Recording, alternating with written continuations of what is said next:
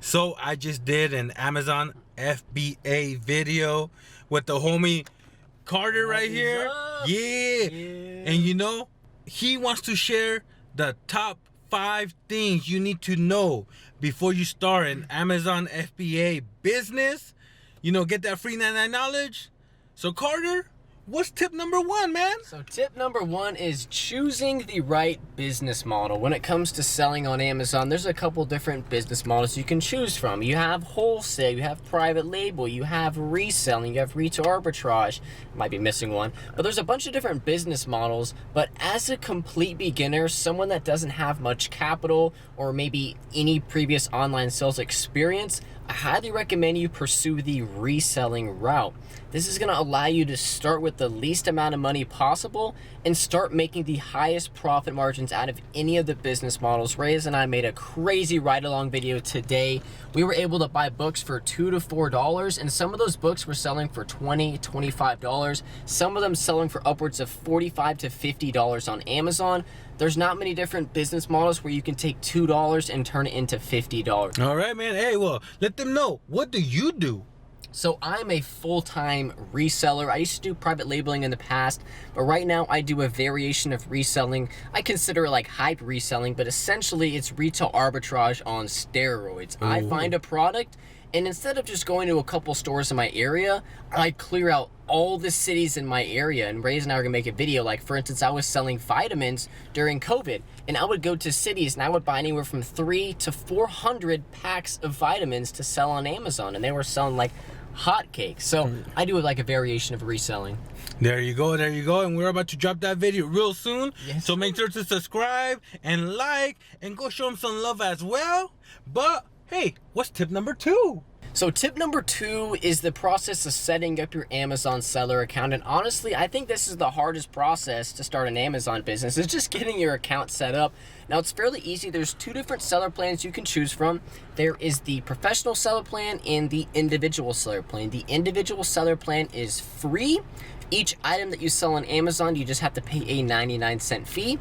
And then there is the professional selling plan, which is $39.99 per month, and there's no fee to sell that product. I also recommend you just start out on their professional selling plan because it's gonna allow you to be buy box eligible. The buy box is where over 80% of sales happen on Amazon. So if you are not buy box eligible, you're gonna lose out on a lot of potential sales. But anyways, those are the 2 different two different selling plans that you can choose from. One is free, one is $40. You can really go with either one. But once you get your account process set up, everything after that is very smooth sailing.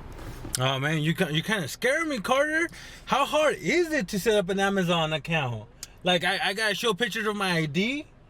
Something like that. You know, they want to verify your social security number. They just want a little bit more information about you before they, you know, give you the opportunity to be able to sell on their platform. Let me ask you. Do you, like, you need to be legal, right? Yes. I'm asking for a friend. Oh. Not me. Yeah, it would be hard to finesse the system, I think. I don't know anyone that's tried it, but I let my friend know. Okay. Make sure. All right, Carter. What's tip number 3? So tip number 3 is to choose products that you're going to be able to make a significant profit on. Now, as a beginner Amazon seller, there's some certain categories and brands that you are restricted in that you can't sell, and you'll have to get ungated. I'm not going to go into that process because it's a little bit complicated, but as a beginner, one of the best products that you can sell are used books, nonfiction books, textbooks, religion, self-help. That whole category of nonfiction books can make you a significant amount of money. Now, the number one thing I love about books is they're dirt cheap to purchase. At a thrift store, you can pay anywhere from $2 to $4, depending on if it's a paperback or a hardback. Depending on where else you buy books, you can get them for as low as 25 cents if you're buying in bulk. Anytime you can take $1 and turn it into $20 consistently, you need to be buying as many books as possible. So books are definitely a great item for beginners. They're small, they're somewhat lightweight, they're easy to send to Amazon. The storage fees are very, very low, and I highly recommend it for beginners. Now, the second product I recommend are electronics. The profit margins are great. The only thing about electronics you want to pay attention to is test.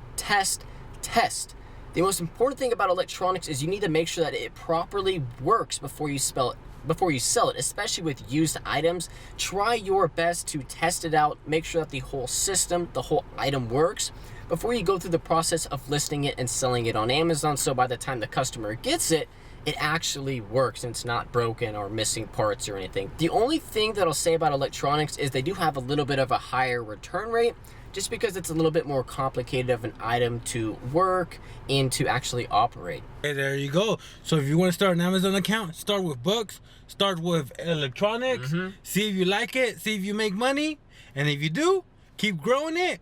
But Carter, what's number 4, man? So tip number 4, we're going to talk all about supply. So I know a lot of you guys have this understanding that you think you need hundreds to thousands of dollars of equipment and supplies in order to start a reselling on Amazon business. Wait. You're telling me I don't need $1,000? What? I'm telling you can realistically start with under $200. So obviously you need the main things, which is a cell phone, which majority of you probably already have. You need a printer, which majority of you already have. The other supplies is obviously the inventory that you have to purchase. So if that's books or electronics, after you purchase that inventory, you're going to then list it on Amazon. So you're going to need an Amazon seller account. You can obviously start that out with for free using the individual selling plan. So your cost is still 0.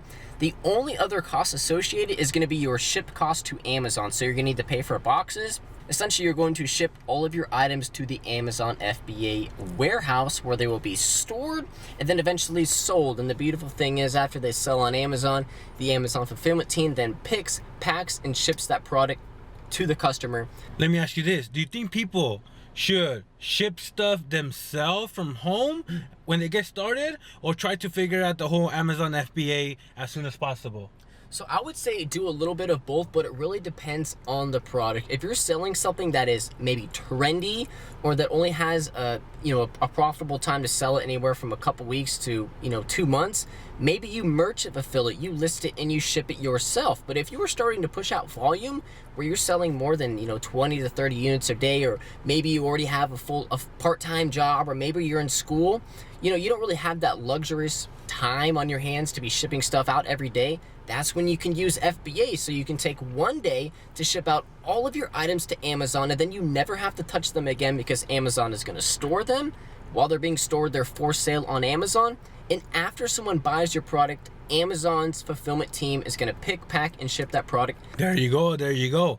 And before we tell you tip number 5, Carter, where can people find you, and what will they find? Man, so if you guys want more content on starting a reselling on Amazon business and how to get started as a beginner, I highly recommend you check out my YouTube channel. We have over 30,000 subscribers at the time we're recording this. It will be in the first link in the description of this video. I would greatly appreciate it if you subscribe, and I will not let you down, because my goal is to provide as much valuable content as I can. So hopefully I can inspire other beginner Amazon sellers to start their own reselling Amazon business and to create an additional stream of income. There you go. Like he said in the description below. And now, Carter, what's tip number 5, man? So tip number 5 is to focus on the product's sales rank. Now I'm going to put a screenshot up there. Ray's going to throw it on the screen. You can see this book has a sales rank of almost 1.2 million in books. Now, for those of you that don't know what a sales rank or a bestseller's rank is, essentially it's just a number that is generated by Amazon, and it's applied to every single product that is sold on Amazon. Now, this number gives you an evaluation of how often and how well that product sells on Amazon. So the lower the sales rank number a product has, the more often it sells. Now, for instance, if you're buying a book that's under 100,000 sales rank, if you're priced competitively, it could sell the day that you list it. Now, for instance, let's say you're trying to sell a book with a 2 million sales rank. With a sales rank that high, it could take anywhere from maybe 1 month to 3 months, or even longer than that to sell. The reason you want to focus on the product sales rank is it's going to save you a lot of time and money, because you are going to be able to make the decision to purchase that product, because you're going to already have an understanding of how well and how often that product sells. So if you want to be flipping your money fast, consistently, then you obviously need to be buying products that have a lower sales ranks, because they have proven to sell faster. That doesn't mean you need to avoid products that have higher sales ranks, because products that have higher sales ranks often have lower competition and sometimes higher profit margins. So if you're willing to invest in the product and hold it for a little bit longer, you can often make a larger profit. So hopefully you enjoy these 5 tips, help you make your decision to see if Amazon FBA is for you. And if you enjoyed this video, press the like button. Don't forget to subscribe, and I'll see you in my next video. Bye, everybody.